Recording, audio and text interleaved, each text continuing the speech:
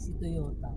Ba't ang layo? Eh nako, walang ibang i-recommenda yung yung insurance. Buti si Ari kahit saan nakakarating.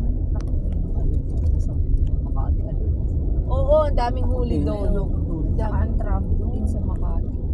Ito, malapit sa BGC. Lagi. Oo, siya. Di lagi lamang ka na. Yun. Parang foam siya. Ang gaang-gaang sa Makati. Sa Japan. Parang sneakers na ano. Ganda nga yung mga local made na Japan. Oo, tsaka bag nila ang gaganda din. Mga hindi mo kilala. Hindi man ako bumili. Matibay. Oo, kita mo kasi well made din.